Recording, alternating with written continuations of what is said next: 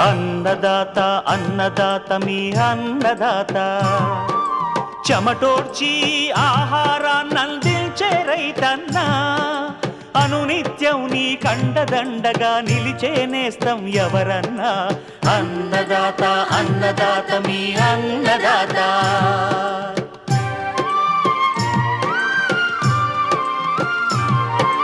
నూతన రీతుల సాగుబడికి, నూరింతలు పెరిగే దిగుబడికి సూచనలిచ్చే సస్య రక్షణకు, పశు పోషణకి శాస్త్ర విజ్ఞానం అందించి ముందుకు నడిపే తెలుగు రైతు భారతదేశానికి మకుటం అయ్యేలా తీర్చిదిద్దే ఆశయంతో మిమ్ము మేలు కొలిపేది అన్నదాత. అన్నదాత అన్నదాత మీ అన్నదాత. అన్నదాత అన్నదాత మీ అన్నదాత. అన్నదాత ప్రేక్షకులకు నమస్కారం. ఈనాటి ముఖ్యాంశాలు: సపోటాలో రకాలు, సాగు ఆరంభానికి సూచనలు, పశుపోషకుల పాలిట కల్పతరువు అజుల్లా పెంపక విధానంలో మెలకువలు, పార్వతీపురం మన్యం జిల్లాలో వర్షాలకు దెబ్బతిన్న ఉద్యాన పంటలను కాపాడుకునేందుకు చేపట్టాల్సిన చర్యలు, ఇంకా జై కిసాన్ వ్యవసాయ సమాచారం.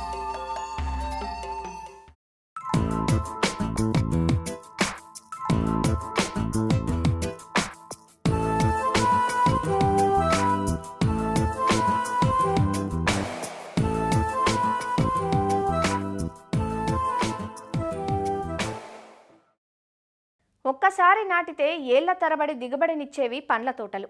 నీటి ఎద్దడిని తట్టుకొని తేలికపాటి నేలలు, కొద్దిపాటి చౌడు ఉన్న నేలల్లో కూడా అందివచ్చే పంట కావడంతో సపోటా సాగు విస్తీర్ణం ఏటికేడాది పెరుగుతోంది. తెలుగు రాష్ట్రాల్లోని అన్ని ప్రాంతాలు సపోటా సాగుకు అనుకూలమే. వర్షాధారంగా కూడా ఈ తోటలను సాగు చేస్తారు. నాటిన 3వ సంవత్సరం నుంచి పంటనివ్వటం మొదలుపెట్టి 25 ఏళ్ల వరకు సపోటా నుంచి ఫలసాయం పొందే అవకాశం ఉంది. శాస్త్రీయ యాజమాన్య పద్ధతులతో ఎకరాకు 15 టన్నుల వరకు దిగుబడులు సాధిస్తున్నారు రైతులు. సపోటాలో మేలైన రకాలు, సాగు వివరాలు తెలియజేస్తున్నారు సంగారెడ్డి ఫల పరిశోధనా స్థానం ప్రధాన శాస్త్రవేత్త మరియు అధిపతి డాక్టర్ సుచిత్ర. ఈ సపోటా అనేది ఉష్ణమండలపు పంట. అయితే మన తెలంగాణలో చూసినట్లయితే అన్ని జిల్లాలకు అనుకూలమైనది. ఇది ఉష్ణ పంటల పంట కాబట్టి. అయితే మరి నల్గొండ, మహబూబ్నగర్ జిల్లాలో కూడా, అంటే అతి తక్కువ నీరు లభ్యమయ్యే ప్రాంతాల్లో కూడా వేసుకోదగ్గ పంట ఈ సపోటా. అయితే ఈ నేల రకాలు చూసినట్లయితే మనకి నీరు ఇంకే తేలికపాటి ఎటువంటి నేలలైనా దీనికి అనుకూలమే. రకాలు చూసుకున్నట్లయితే ఆకారాన్ని బట్టి కోలగా ఉండే రకాలు, గుండ్రంగా ఉండే రకాలు, అలాగే ఇక కండ యొక్క మృదుత్వాన్ని బట్టి చూసినట్లయితే మెత్తని రకాలు ఉన్నాయి. అలాగే రవ్వగా ఉండే క్రికెట్ బాల్ లాంటి రకాలు ఉన్నాయి. సైజు పరిమాణం చూసినట్లయితే చిన్న సైజు కాయలు, అలాగే క్రికెట్ బాల్ అంత పెద్ద సైజు కాయలు కూడా మనకు అందుబాటులో ఉన్నాయి. అయితే మొక్క యొక్క ఆకృతి చూసినట్లయితే పొట్టి మొక్కలు కూడా దీంట్లో అందుబాటులో ఉన్నాయి. అలాగే మనకు పాత పద్ధతిలో పెంచే ఒక పొడవాటి రకాలు కూడా మనకి అందుబాటులో ఉన్నాయి. గుత్తులుగా కాసే రకాలు కాకుండా సింగిల్గా కాసే రకాలు కూడా మనకు అందుబాటులో ఉన్నాయి. అయితే మన కమర్షియల్గా వాణిజ్యపరంగా చూసినట్లయితే ఒక కీర్తిబత్తి, కాలాపత్తి అనే రకాలు, రవరవగా ఉండే ఒక క్రికెట్ బాల్ రకాలు చాలా ప్రాముఖ్యమైనవి. అయితే ఈ రకాలు మనకి వాణిజ్యపరంగా సాగు చేయడమే కాకుండా దూర ప్రాంతాలకు అనువుగా ఉండే రకాలు, అంటే ట్రాన్స్పోర్టేషన్కి కూడా అనుకూలంగా ఉండే రకాలు. ఎందుకంటే దీనికి తోలు చూసినట్లయితే కొంచెం మందంగా ఉంటుంది. అదే పాల సపోటా మాత్రం కేవలం మనకి లోకల్ మార్కెట్లో మాత్రమే పంపించగలిగే, అంటే ఎందుకంటే అది తోలు పల్చగా ఉంటుంది కాబట్టి కేవలం లోకల్ మార్కెట్ మాత్రమే పంపించగలుగుతాము. మార్కెట్ డిమాండ్ని బట్టి, దూర ప్రాంతాలకి పంపించే ఒక వెసులుబాటుని బట్టి మనం రకాలను ఎంచుకోవాల్సి ఉంటుంది. అయితే మనకి సాగు పద్ధతి చూసినట్లయితే, ఇది పాత పద్ధతిలో చూసినట్లయితే మనకి 8x8 మీటర్ల వ్యవధిలో, లేకపోతే 10x10 మీటర్ల వ్యవధిలో మనము ఈ యొక్క స్పేసింగ్లో మనం నాటుకోవడం జరుగుతుంది. అయితే మనకి ఇప్పుడు అల్ట్రా హై డెన్సిటీ కానీ హై డెన్సిటీ ప్లాంటింగ్ మనం చూసినట్లయితే 5x5 మీటర్లు కానీ 4x4 మీటర్లు కానీ మనం దీంట్లో ఇచ్చి 160 మొక్కలు ఒక ఎకరానికి వచ్చే విధంగా నాటుకోవాలి. అయితే నాటుకునేటప్పుడు ఒక 3 ఫీట్ల గుంతలు లేకపోతే 1 మీటర్ గుంతలు చేసుకొని, సో ఆ గుంతలో ఒక్కొక్క గుంతకి ఒక 10 కేజీల పశువుల ఎరువు, దాంతోపాటు 50 గ్రాములు సూపర్ ఫాస్ఫేట్తో పాటు చెదల పురుగులు నివారణకై క్లోరోపైరిఫాస్ పొడి మందు కానీ, ఫాల్డల్ డస్ట్ అనే పొడి మందు కానీ 50 గ్రాములు ఒక గుంతకి కలుపుకొని మొక్క మధ్యలో మొక్కను నాటుకోవాల్సి ఉంటుంది. సో నాటుకున్న తర్వాత దీనికి నీరు వెంటనే ఇవ్వాలి. అయితే మనకి ఎదిగే కొద్దీ మనము ఎరువులు అనేది కూడా ప్రతి మొక్కకి అందించాల్సిన అవసరం ఉంటుంది. ఎరువులు ఎప్పుడైనా కూడా సేంద్రియ ఎరువు రూపంలో, అలాగే రసాయనిక ఎరువు రూపంలో తప్పకుండా ఇవ్వాలి. ప్రతి మొక్కకి మొదటి సంవత్సరం 10 కేజీల పశువుల ఎరువు ఇచ్చినట్లయితే, సో దాన్ని రెండింతలు చేస్తూ, అంటే రెట్టింపు చేస్తూ 20 కేజీలు రెండవ సంవత్సరం, 30 కేజీలు మూడో సంవత్సరం, అలా 5వ సంవత్సరంకి 50 కేజీలు ఇస్తూ, దాని తర్వాత ఎన్ని సంవత్సరాల మొక్కకైనా కూడా 50 కేజీల పశువుల ఎరువు అనేది ఇవ్వాలి. అయితే నత్రజని, ఫాస్ఫరస్, పొటాషియం చూసినట్లయితే యూరియా అనేది మనము ఒక మొక్కకి 110 గ్రాములు యూరియా, అలాగే సూపర్ వచ్చేసి 125 గ్రాముల సూపర్ అనేది ఇవ్వాలి. పొటాష్ వచ్చేసి 100 గ్రాముల పొటాష్ అనేది ఒక మొక్కకి ఒక సంవత్సరానికి ఇవ్వవలసిన మోతాదు. అయితే ఈ యొక్క మోతాదుని మనం రెట్టింపు చేసుకుంటూ 2వ సంవత్సరం, అలాగే 3వ సంవత్సరం, అలా 8 సంవత్సరాల వరకు రెట్టింపు చేసుకోవాలి. 8 సంవత్సరాల్లో మనకి యూరియా వచ్చేసి 880 గ్రాముల యూరియా, అలాగే 1 కేజీ సూపరు, ఒక 30 కేజీ పొటాష్ అనేది ఒక ప్రతి మొక్కకి అందించాల్సిన అవసరం ఉంటుంది 8వ సంవత్సరం నుంచి. అయితే ఈ యొక్క మొక్కకి అందించాల్సిన యొక్క మోతాదు ఏదైతే ఉందో అది సంవత్సరం పొడుగుతా మనం 2 నెలలకు ఒకసారి కానీ, నెలకు ఒకసారి కానీ తక్కువ మోతాదులో ఎక్కువసార్లు ఇచ్చుకున్నట్లయితే వినియోగం అనేది ఎక్కువగా మొక్కల్లో లభ్యమయ్యే అవకాశం ఉంటుంది. అంటే 3వ సంవత్సరం నుంచి మనకి కోత అనేది చేపట్టవచ్చు. అయితే 5వ సంవత్సరం నుంచి నిలకడగా మనకైతే కాపు వస్తుంది. సో ఒక 5 సంవత్సరాల తర్వాత 8 నుంచి 10 టన్నులు మనకి ఒక దిగుబడి అనేది వస్తుంది. సపోటాలో మనకి చీడపీడలు చూసుకున్నట్లయితే ముఖ్యంగా దీనికి ఎక్కువగా చీడపీడలు అనేది ఆశించవు. కానీ మనకి తక్కువ మోతాదులో అప్పుడప్పుడు కనిపించే పురుగులు ఏదైతే ఉందో అది ఆకుగూడు పురుగు, మామిడిలో వచ్చినట్టుగానే దీనికి ఆకుగూడు పురుగు అనేది వస్తుంది. సో అక్కడక్కడ కొన్ని మచ్చలు, సర్కోస్పోరా ఆకుమచ్చ తెగులు అనేది అక్కడక్కడ మచ్చలు అనేది రావడం జరుగుతుంది. అయితే ఈ యొక్క ఆకుగూడు పురుగు వచ్చినప్పుడు దీనికి క్లోరోపైరిఫాస్ అనే మందుని 2 మిల్లీలీటర్లు 1 లీటర్ నీటికి కలిపి మనం పిచికారీ చేసుకోవచ్చు. అలాగే ఈ సర్కోస్పోరా ఆకుమచ్చ తెగులు వచ్చినప్పుడు డైథేనియం M45 అనే మందుని పిచికారీ చేసుకోవాలి.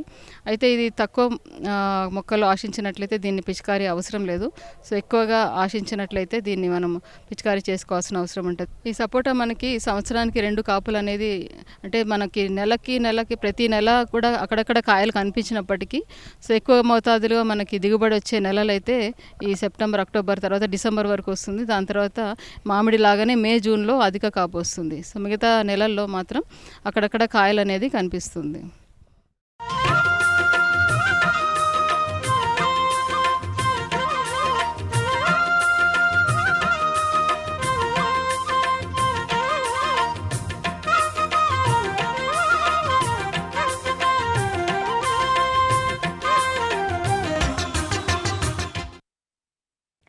గ్రామసీమల్లో రైతుకు రోజువారీ ఆదాయాన్నిచ్చేది పశుపోషణ. గతంలో రైతు తనకున్న భూమిలో కొంత భూమిని పశువుల మేతకు కేటాయించేవాడు. కానీ ఇప్పుడు ఆ పరిస్థితులు లేవు. వ్యవసాయం వ్యాపారంగా మారుతున్న ప్రస్తుత తరుణంలో పశువుల మేతకు కష్టకాలం వచ్చింది. ఏడాదంతా పచ్చిమేత అందించలేక అధికంగా దానాపై ఆధారపడాల్సి రావటంతో లాభదాయకంగా ఉన్న పాడి పరిశ్రమ కాస్త నష్టాల బాటలో పయనిస్తోంది. ఈ పరిస్థితుల్లో కారు చీకటిలో కాంతిపుంజంలా కొంతవరకు పోషణ అవసరాలను తీరుస్తోంది అజొల్లా. పశువుల మేత అవసరాలను ఇదెలా తీర్చగలదు అనేదేగా మీ సందేహం? అయితే ఈ కథనం మీకోసమే, చూడండి.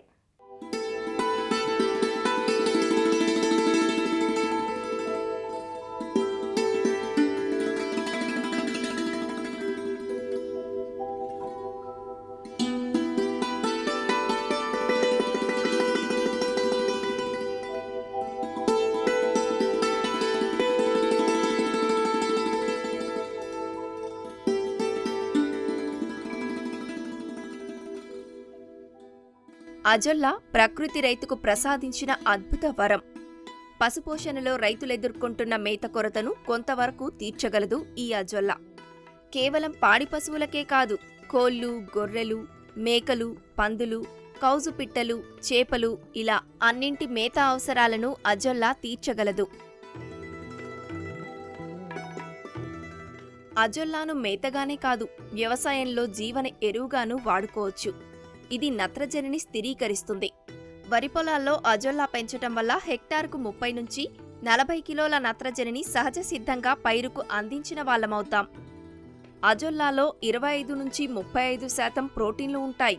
పశువుకు ఇచ్చే దానాతో పోలిస్తే 2 కిలోల అజొల్లా 1 కిలో దానాతో సమానమని తేలింది. మరి కిలో దానాకయ్యే ఖర్చు దాదాపు 20 నుంచి 25 రూపాయలుగా ఉంటే అజొల్లాను 2 కిలోలు ఉత్పత్తి చేయాలంటే కేవలం 2 రూపాయలు మాత్రమే ఖర్చు అవుతుంది.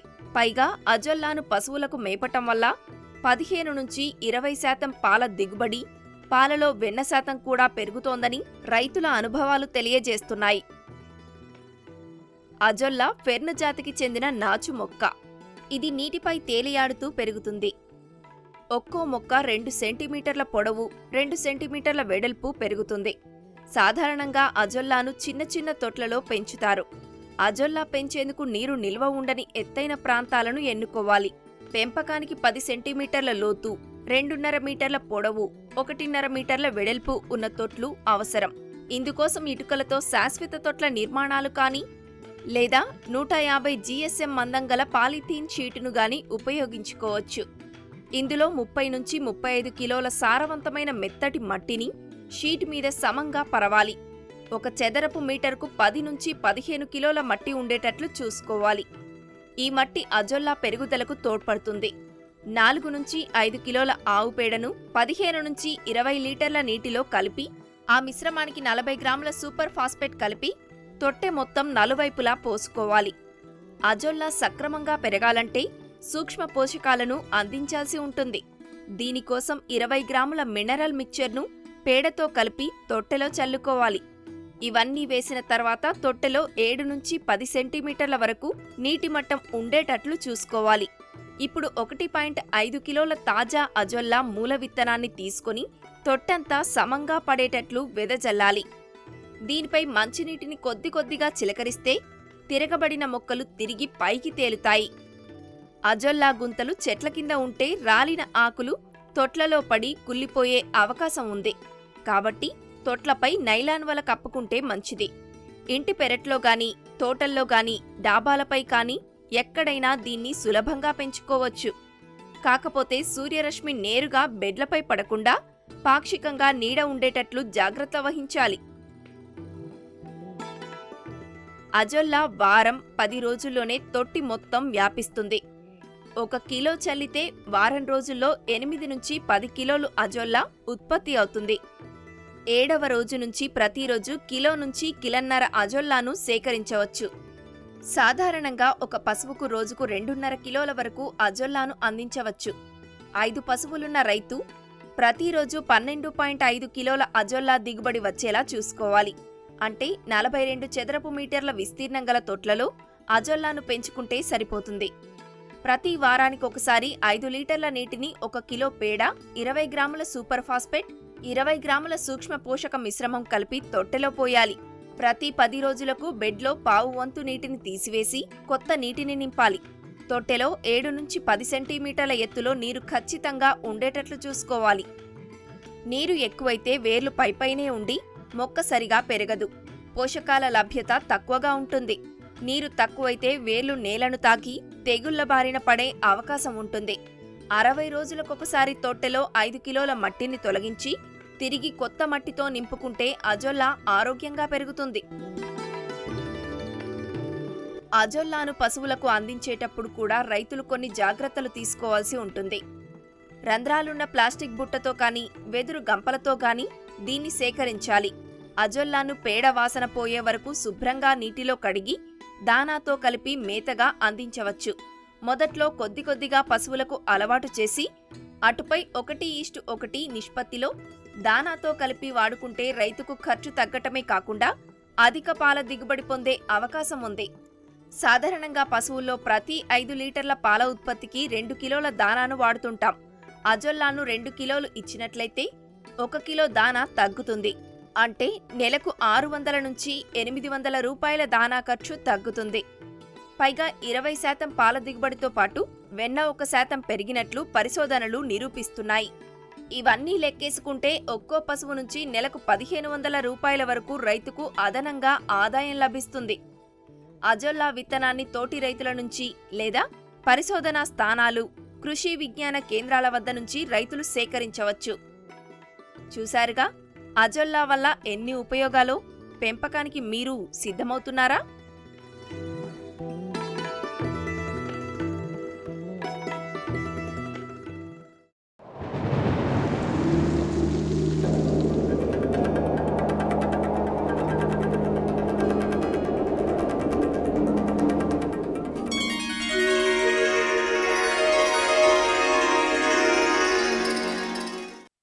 గత వారం రోజులుగా కురుస్తున్న అకాల వర్షాలకు జనజీవనం అస్తవ్యస్తమవగా సాగురంగం కుదేలైంది. అయితే వర్ష ప్రభావం ఓ మోస్తారుగా ఉన్న పార్వతీపురం, మన్యం జిల్లాలో ఈ వర్షాలకు కొంతవరకు ఉద్యాన పంటలు దెబ్బతిన్నాయి. అరటి, ఆయిల్ పామ్, మామిడి, కూరగాయ పంటల్లో నీరు నిలబడటంతో ఎదుగుదల నెమ్మదించి చీడపీడలు వ్యాప్తి చెందే అవకాశముంది. కాబట్టి రైతులు సకాలంలో నీటిని బయటకు పంపించి యాజమాన్య సస్యరక్షణ చర్యలు చేపట్టాలంటూ సూచనలిస్తున్నారు ఆచార్య ఎన్జీ రంగా వ్యవసాయ విశ్వవిద్యాలయం, పార్వతీపురం, మన్యం జిల్లా రస్తాకుంటబాయి కృషి విజ్ఞాన కేంద్రం ఉద్యాన శాస్త్రవేత్త ఎస్ శ్రీనివాసరాజు. అయితే గత వారం రోజులుగా ఎడతెరపు లేకుండా పడుతున్న అధిక వర్షపాతం అనేది ఆంధ్రప్రదేశ్లో ముఖ్యంగా ఉత్తర కోస్తా జిల్లాల్లో అయిన పాత 3 జిల్లాలు, ప్రజెంట్ 6 జిల్లాల్లో కూడా ఈ వర్షపాతం వల్ల కొన్ని ఉద్యాన పంటలైన అరటి, ఆయిల్ పాము, అదేవిధంగా మామిడిలో కొంతవరకు నష్టం వాటిల్లింది. ముఖ్యంగా ఏంటంటే ఈ వర్షాలు ఎక్కువగా పడినప్పుడు ఈ మురుగునీరు అంతా కూడా చేలులో చేరిపోయి మట్టి అంతా కూడా క్రస్ట్ ఏర్పడడం వల్ల, అదేవిధంగా నీరు ఎక్కువసేపు ఉండడం వల్ల ఏమంటే ఈ యొక్క చెట్లకి మనకి ఈ ఆక్సిజన్ అందకుండా, ఎరువులు తీసుకోకుండా, అదేవిధంగా తెగుళ్ళు వ్యాప్తి ఎక్కువగా చెంది చాలా వరకు నష్టం వాటిల్లడం జరుగుతుంది. దీనికోసం ఎలాంటి సమయంలో మనం చేయాల్సింది ఏంటంటే ఈ ఉద్యాన పంటలైన అరటి కానీ, లేకపోతే మామిడి కానీ, లేకపోతే పప్పాయి, ఏవైతే మనకి కూరగాయల్లో అయితే ఏవైతే మనకి కాయలు, పండ్లు ఉంటాయో చెట్లకు ముందు దాన్ని తీసివేసుకొని ముందుగా పడిన వర్షపాతం అంతా కూడా బయటికి పంపించడం చేయాలి. తర్వాత ఏంటంటే ఇది ఎక్కువ కాలం ఉండడం అంటే మనకు ఆక్సిజన్ అందకుండా చెట్టుకి చాలా ఇబ్బంది ఏర్పడుతుంది. కాబట్టి ముందు ఈ కార్యక్రమం చేపట్టాలి. పైపాటుగా ఒకసారి గొప్పు తవ్వుకున్నట్లయితే మనకి ఎరేషన్ అనేది మళ్ళీ ఏర్పాటు చేయడం జరిగి మనకి ఆ చెట్లు కానీ, లేకపోతే ఈ కూరగాయ పంటల్లో కూడా మళ్ళీ దాని యొక్క యథాస్థితి తేవడం జరుగుతుంది. ఈ వర్షపాతం వల్ల చాలా వరకు ఈ న్యూట్రియంట్స్ అన్నీ కూడా లాస్ అవ్వడం జరుగుతుంది. దాన్ని మనం మళ్ళీ ఓవర్కమ్ చేయడానికి ఏం చేస్తామంటే మళ్ళీ ఏదో ఒక విధంగా ఎరువు రూపంలో వేసుకోవడము, దాంతోపాటు 3-19 అనేది మీయట్గా మనకి 2 నుంచి 5 గ్రాములు 1 లీటర్ నీటిలో కలిపి మొత్తం పిచికారి చేసుకోవాలి. దాంతోపాటు మన కణజాలం కూడా బాగా గట్టిగా ఉండాలంటే కాల్షియం నైట్రేట్ కూడా మనం స్ప్రే చేసుకున్నట్లయితే చాలా వరకు గట్టిగా కణజాలం ఏర్పడి కొంచెం దృఢత్వం వస్తుంది. అదే మనకి అరటిలో ఏంటంటే నీటి వల్ల ఏంటంటే పడిపోయే అవకాశం ఉంటుంది, గాలి వచ్చే అవకాశం ఉంది. కాబట్టి దానికి సపోర్ట్ ఇవ్వడం కూడా చాలా ప్రధానమైన అంశము. దాంతోపాటు మనకి ఏదైనా గెత్తం ఉన్నా కూడా గెత్తం వేసుకుని, గెత్తంలో ఏంటంటే ట్రైకోడర్మా అభివృద్ధి చెందిన గెత్తంని తీసుకుని దాంట్లో ట్రైకోడర్మా కానీ, సూడోమోనాస్ కానీ వేసుకొని ఈ మొదల చుట్టూ మనం వేసుకున్నట్టయితే అప్పుడున్న సిలిండర్ నుంచి అది తట్టుకొని చేస్తుంది. లేదా ఇమీడియట్గా మనం కంట్రోల్ చేసుకోవాలంటే మనకి ఆకుమచ్చ తెగుళ్ళు కూడా ఎక్కువగా వ్యాప్తి చెందుతాయి. కాబట్టి ఈ డైథన్ M45 కానీ, రెడోమిల్ MZ కానీ 2 గ్రాములు 1 లీటర్ నీటికి కలిపి పిచికారి చేసుకోవాలి. లేదా దాంతోపాటు కార్బనిజన్ మందు కూడా 1 గ్రాము లీటర్ నీటికి కలిపి పిచికారి చేసుకోవాలి. అదే మనకి వేరుకుళ్ళు అటు వచ్చే ఛాన్స్ మనకి ఈ కూరగాయల్లో కానీ, లేకపోతే బొప్పాయిలో కానీ, ఈ బనానాలో కూడా వేరుకుళ్ళు వచ్చే అవకాశం, ఫైటాప్తెరా వల్ల కూడా ఇన్ఫెక్షన్ వచ్చే ఛాన్స్ ఉంది. కాబట్టి అలాంటి సందర్భాల్లో మనం ఈ డ్రెంచింగ్ అంటే మొదలు నీరు పోసుకోవడం చేసుకోవాలి. ఈ మొదలు నీరు పోసుకోవడం చేసుకున్న దాంట్లో ముఖ్యంగా మనకి ఏంటంటే కాపర్ ఆక్సిక్లోరైడ్ 3 గ్రాములు 1 లీటర్ నీటికి కలిపి మనం మొదలు తడుపుకోవాలి. లేదంటే సాఫ్ అని దొరుకుతుంది, కార్బనిజం మ్యాంకోజెబ్ కాంబినేషన్, అది కూడా 2 గ్రాములు లీటర్ నీటికి కలిపి పిచికారి చేసుకోవాలి. సో ఈ విధంగా చేసుకొని మళ్ళీ దాన్ని వృద్ధిలో తెచ్చుకుంటే చాలా వరకు ఈ పడిన అకాల వర్షాలు అనేవి మనకి ఎటువంటి నష్టం లేకుండా మళ్ళీ యథాస్థితికి రైతు వచ్చే ఛాన్స్ ఎక్కువగా ఉంటుందని ఆశిస్తున్నాం.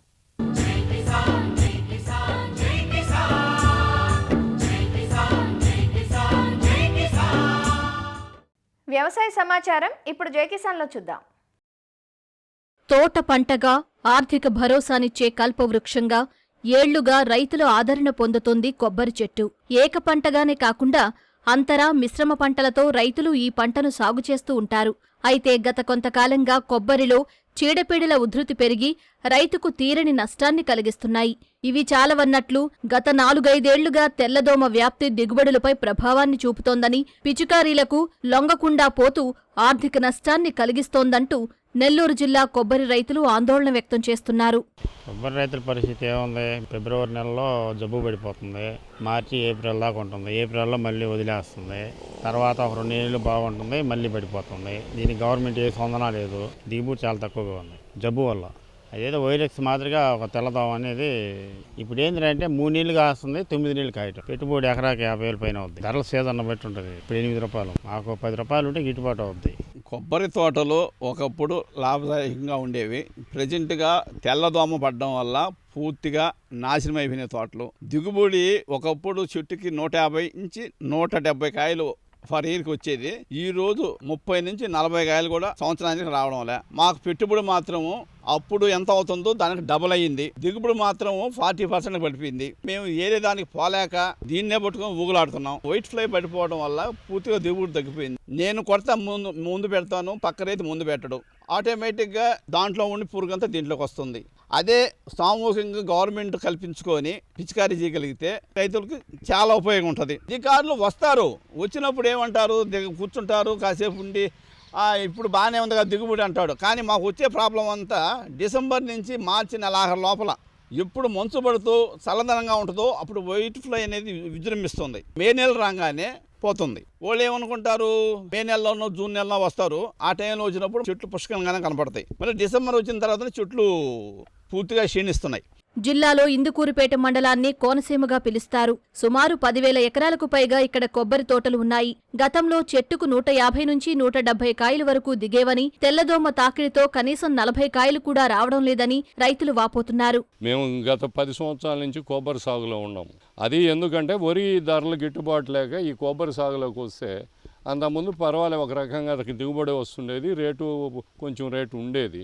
గత 3 సంవత్సరాలు 4 సంవత్సరాల నుంచి తెల్లదోమ ఒకటి, వాతావరణంలో ఎక్కువ వేడి రావడంలో ఈ పిండి నిలబడడం తగ్గిపోయి కాపు తగ్గిపోయింది. కాపు తగ్గిపోవడంతో కూడా ఈ రేట్లు కూడా పెరిగిన ఖర్చులతో కూడా రేట్లు కూడా పెరగలే.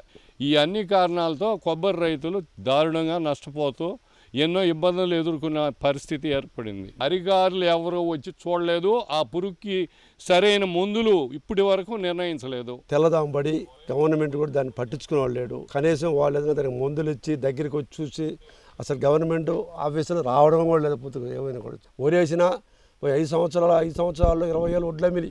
మరి ఈ సంవత్సరం 18, 16, 17కి వచ్చేసాం. ఖర్చులు పెరిగిపోయినాయి. కూలివాళ్ళు కానీ వ్యవసాయంగా మరీ పిండి కట్టలు అనేది టాప్కి వెళ్ళిపోయింది. దీనిలో 1,500 నుండి 2,000కి వచ్చేసింది. కాపు బాగా తగ్గిపోయింది, రావడం లేదు. గెలకి 5, 6 పింద ఎక్కువ రాలిపోతుంది. కొబ్బరిలో రుగోస సర్పిలాకార తెల్లదోమ నివారణకు ఉద్యానాధికారులు ఎప్పటికప్పుడు సలహాలు, సూచనలు అందించాలని, క్షేత్ర పర్యటన ద్వారా రైతులకు అవగాహన కల్పించాలంటూ రైతులు కోరుతున్నారు. మరిన్ని విభిన్న అంశాలతో రేపటి అన్నదాతలో మళ్ళీ కలుసుకుందాం. నమస్కారం. అన్నదాతలు తమ సందేహాలు, సమస్యలను 1800-425-4085 టోల్ ఫ్రీ నెంబర్లో ఉదయం 10 గంటల నుంచి 11 గంటల మధ్య పని దినాలలో సంప్రదించగలరు. ఈ కార్యక్రమాన్ని యూట్యూబ్లో www.youtube.com/annadaata ETV లింక్ ద్వారా వీక్షించవచ్చు.